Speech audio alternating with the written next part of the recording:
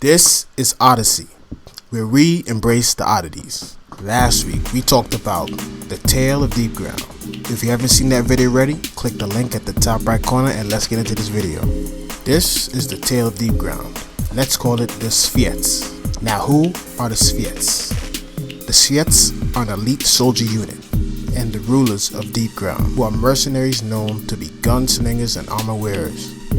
More importantly, why should you give a fuck? If you're an aspiring character designer, storyteller, or anything like that, the first thing you need is a strong lineup of unique characters.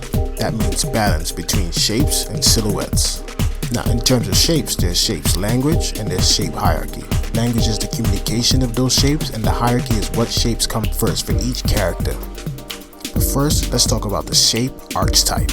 Each shape has a specific archetype. Triangles are usually for warriors, squares are usually for tanks, and circles are usually for jolly characters. Remember the key rule, keep it simple, 80 to 20. Now let's get into our first Tsviet, Azul the Cerulean. A unique case of character design that has a full arc. He goes from getting wrecked to getting roided. Now let's take a look at his details. Previously he had round ears, but during his character development arc they got pointy. He also features a poncho and armor that specifically protects his private area. Now remember 80-20.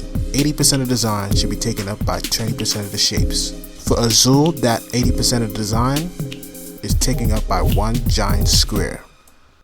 Next is Rozo the Crimson, a bloodthirsty assassin that craves the strong. Like Azul, she showed weakness during her childhood.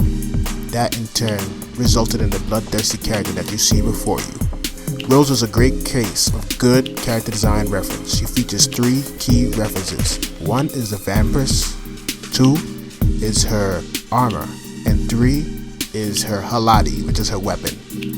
Our final character is Shell. At first glance, you could tell that she comes across much less aggressive than the other characters or the other Tsviets. This is what you call good character design. Unlike the other Tsviets, she did not give in to the masochistic or sadistic tendencies that came with being in Deepground. Of course, introduced as an antagonist. Her overall shapes are sharp and deadly, but they also are rounded off, and they come across friendly. Pay attention to the negative space in her design. With that said, let's wrap this video up. Deepground is an elite soldier unit in the world of Final Fantasy VII. They feature a strong character lineup with strong design and unique silhouettes with shapes. Remember, if you like this video, like, comment, and subscribe. We have a lot more coming.